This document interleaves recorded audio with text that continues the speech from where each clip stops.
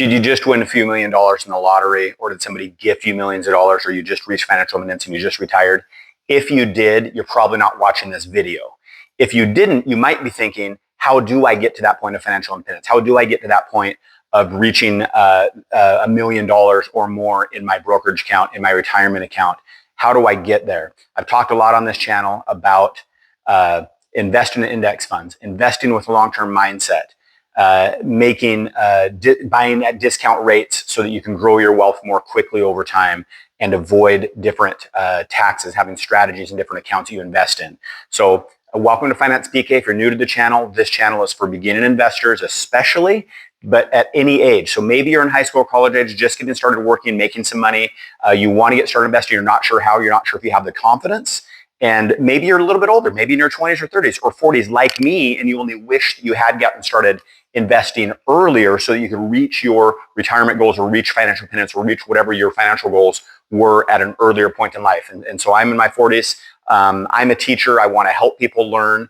I wish I had got started earlier, and now my goal is to help you get started and build that confidence. So what I'm going to talk about in this video is having that budget, really the foundation for anything, the first 3 steps around a budget to be successful. And before you get started with successful investing, before you buy index funds, before you make that $1 million and reach financial independence or whatever that amount is, and really $1 million is an arbitrary amount.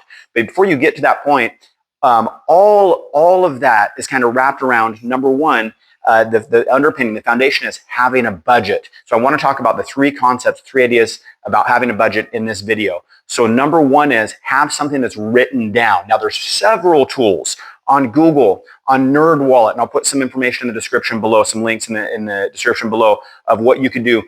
You could write it on the back of an envelope, on a napkin for that matter, in a Google form, in a spreadsheet, in an Excel spreadsheet.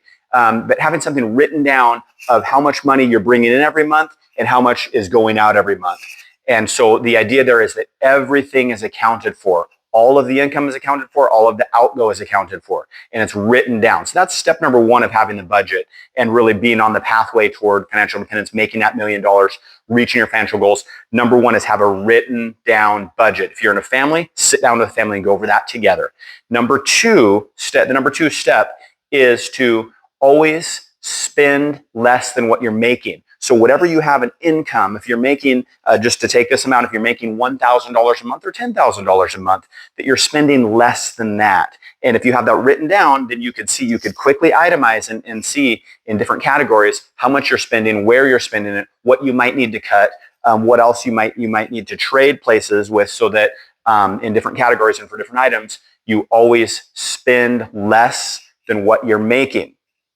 And then the third step is that you have a certain amount accounted for retirement. Now, like I said at the beginning of this video, if you've already reached financial independence, if you just won the lottery, if you have millions of dollars, you might not be as concerned about this step number 3. But step number 3, I say for most of us, is allotting 15%. And that also is an arbitrary amount. But I say that to kind of give you a goal in mind. If you have 15% saved for retirement, and if you've already reached that, then you have different amounts saved, allotted for different specific target goals. So maybe that's the trip, maybe that's the new car, maybe that's the down payment for the house, whatever it might be, that you have 15%, no matter what, you get in the habit of that. If you can get started with that younger, and I tell you, I wish I had got started younger, setting aside 15% toward retirement. If you do those 3 things, you're going to have the underpinnings for a successful budget, and then you're going to be on your way to be able to build true financial wealth, retirement savings, reach your financial goals. For information, ideas like this, please like, subscribe, comment below with any feedback. Check me out at Finance PK. See you next time.